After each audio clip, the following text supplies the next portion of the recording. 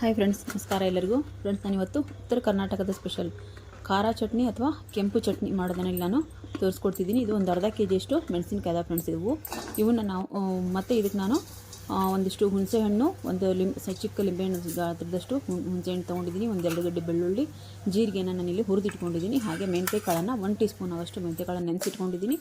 ಬೆಲ್ಲ, ಕರಿಬೇವು ತೊಗೊಂಡಿದ್ದೀನಿ. ಇವನ್ನ 1ರಲ್ಲಿ 2 ಮಾಡಿಕೊಂಡು ಚೆನ್ನಾಗಿ ನಾವು ಎಣ್ಣೆ ಹಾಕ್ಕೊಂಡು ಹುರ್ಕೋಬೇಕಾಗತ್ತೆ. 1ರಲ್ಲಿ 2 ಅಂದರೆ ಅದು ಎಣ್ಣೆ ಹಾಕಿ ಹುರ್ಬೇಕಾದ್ರೆ ಪಡ್ ಅಂತ ಸಿಡಿಯೋದೊಂದಾಗುತ್ತೆ. ಇಲ್ಲ ಮಿಕ್ಸಿ ಒಳಗೆ ಹಾಕಿದರೆ ಬೇಗ ನುಣ್ಣಗಾಗಂಗಿಲ್ಲ. ಅದಕ್ಕೋಸ್ಕರ 1ರಲ್ಲಿ 2 ಮಾಡಿ ನಾನಿಲ್ಲಿ ಎಣ್ಣೆ ಹಾಕ್ಕೊಂಡು ಸರಿಯಾಗಿ ಇವನ್ನ ಹುರಿದಿಟ್ಕೊತೀನಿ. ಹುರಿದಿಟ್ಕೊಂಡು ಆದ ನಂತರ ಅದೇ ಬಾಣಲೆಯಲ್ಲಿ ನಾನು ಹುಣಸೆಹಣ್ಣು ಮತ್ತು ಕರಿಬೇವು, ಬೆಳ್ಳುಳ್ಳಿ ಎಲ್ಲನೂ ಮೊದಲಿಗೆ ನಾನು ಜೀರಿಗೆನ ಹುರಿದು ತೆಗೆದಿಟ್ಕೊಂಡಿದ್ದೀನಿ. 2 ಸ್ಪೂನಷ್ಟು ನಾನು ಜೀರಿಗೆನ ಇಲ್ಲಿ ತೊಗೊಂಡಿದ್ದೀನಿ. ನೀವು ಎಷ್ಟು ಜಾಸ್ತಿ ಮೆಣಸಿನ್ಕಾಯಿ ತೊಗೊತೀರ ಅದರಷ್ಟು ನೀವು ಕ್ವಾಂಟಿಟಿ ನೀವು ಹಾಕ್ಕೋಬೋದು. ಇವನ್ನೆಲ್ಲ ಚೆನ್ನಾಗಿ ನಾವು ಹುರಿದು ಯಾಕೆ ಹಾಕ್ತೀವಿ ಅಂದರೆ ಒಂದು ಸ್ವಲ್ಪ ಚಟ್ನಿ ತಾಳಿಕೆ ಬರ್ತೈತಿ, ಇಲ್ಲಾಂದ್ರೆ ಬೇಗ ಕೆಟ್ಟು ಹೋಗೋ ಚಾನ್ಸಸ್ ಇರುತ್ತೆ. ಅದಕ್ಕೋಸ್ಕರ ಒಂದು ಸ್ವಲ್ಪ ಹುರಿದು ಹಾಕ್ಕೊಂಡ್ರೆ ಚೆನ್ನಾಗಿರ್ತೈತಿ. ಇದಕ್ಕೆ ನೋಡಿರಿ, ನಾನು ಎಲ್ಲ ಬೆಲ್ಲ, ಜೀರಿಗೆ, ಮೆಂತ್ಯಕಾಳು ಅಷ್ಟೇ ಹಾಕ್ತೀನಿ. ನಾನಿಲ್ಲಿ ನೀರು ಹಾಕೋಂಗಿಲ್ಲ.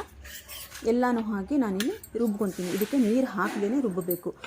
ನೀರು ಹಾಕದೇ ರುಬ್ಬಿದ್ರೇ ಇದು ಚೆನ್ನಾಗಾಗುತ್ತೆ ಮತ್ತು ಕೆಡಂಗಿಲ್ಲ ಬೇಗ. ಇಲ್ಲಿ ನೋಡಿರಿ, ಈ ರೀತಿ ಇದನ್ನು ನುಣ್ಣಗೆ ಇದನ್ನ ನಾವು ರುಬ್ಕೋಬೇಕಾಗತ್ತೆ. ರುಬ್ಕೊಂಡಾದ ನಂತರ ಇದು ನೀರು ಹಾಕದೇ ರುಬ್ಬಿರೋದು ಎಷ್ಟು ಚೆನ್ನಾಗಿ ಬಂದೈತೆ ನೋಡಿರಿ. ಈ ರೀತಿ ಇದು ರುಬ್ಕೊಂಡಾದ ನಂತರ ನಾನಿಲ್ಲಿ 2ರಿಂದ 3 ಸ್ಪೂನಷ್ಟು ಎಣ್ಣೆ ಹಾಕ್ಕೊಂಡಿದ್ದೀನಿ. ಅದಕ್ಕೆ ಕರಿಬೇವು ಮತ್ತು ಇಂಗನ್ನು ಹಾಕಿ ರುಬ್ಬಿಟ್ಕೊಂಡಿರೋಂಥ ಚಟ್ನಿನ ನಾನಿಲ್ಲಿ ಹಾಕಿ ಚೆನ್ನಾಗಿ ಕೈ ಆಡಿಸ್ಬೇಕು ಫ್ರೆಂಡ್ಸ್. ಅದು ಹೆಂಗಂದರೆ ಒಂದು ಸೈಡ್ ನಾವು ಸ್ಪೂನಿಂದ ಒಂದು ಸೈಡ್ ಮಾಡಿದರೆ ಪೂರ್ತಿ ಒಂದು ಕಡೆ ಬರಬೇಕು. ಆ ರೀತಿ ನಾವು ಒಂಥರ ಮೇಣ ಆದಂಗೆ ಆಗುತ್ತೆ ಚಟ್ನಿ ಫ್ರೆಂಡ್ಸ್. ಅಷ್ಟು ಚೆನ್ನಾಗೈತೆ. ಆಮೇಲೆ ಬಾಯಲ್ಲಿ ಅಷ್ಟು ರುಚಿಯಾಗುತ್ತೆ. ಯಾಕಂದರೆ ಹುಳಿ, ಖಾರ, ಉಪ್ಪು ಮತ್ತು ಬೆಲ್ಲ ಇರುತ್ತಲ್ಲ, ಸೂಪರಾಗಿರ್ತೈತಿ. ಆಮೇಲೆ ಖಾರ ಇಲ್ಲದೇ ಇರೋ ಮೆಣಸಿನ್ಕಾಯಿನ ತೊಗೊಂಡ್ರೆ ನಿಮ್ಗೆ ಇನ್ನೂ ಚೆನ್ನಾಗಾಗುತ್ತೆ. ಖಾರ ತಿನ್ನೋರು ತೊಗೋಬೋದು, ಆದರೆ ಖಾರ ತಿನ್ನದೇ ಇರೋರು ಸ್ವಲ್ಪ ಖಾರ ಕಡಿಮೆ ಇರುವಂಥ ಮೆಣಸಿನ್ಕಾಯಿನ ತೊಗೋಬೋದು. ಹಾಗೆ ಈ ಚಟ್ನಿನ ನಾವು ಆರಾಮಾಗಿ ಒಂದು 2-3 ತಿಂಗಳ ಕಾಲ ಫ್ರಿಜ್ಜಲ್ಲಿ ಇಟ್ಕೊಂಡು ಆರಾಮಾಗಿ ನಾವು 3-4 ತಿಂಗಳು ಇಟ್ಕೊಂಡು ತಿನ್ಬೋದು. ಹಾಗೆ ಹೊರಗಿಟ್ಟು ತಡೆಯುತ್ತೆ. ಅದೇ ಯಾಕಂದರೆ ಈಗ ಬಿಸಿಲು ಟೈಮ್ ಅಲ್ಲ, ಹಾಗಾಗಿ ಈ ಒಳ್ಳೊಳ್ಳೆ ಪದಾರ್ಥ ಅಡುಗೆಯೇ ತಡೆಯೋಂಗಿಲ್ಲ ಈಗ. ಹಾಗಾಗಿ ನೀವು ಒಂದು ಸ್ವಲ್ಪ ಫ್ರಿಜ್ಜಲ್ಲಿ ಇಟ್ಕೊಂಡು ಯೂಸ್ ಮಾಡೋದು ಒಳ್ಳೆಯದು ಅಂತ ಹೇಳಂದು ನನ್ನ ಅನಿಸಿಕೆ.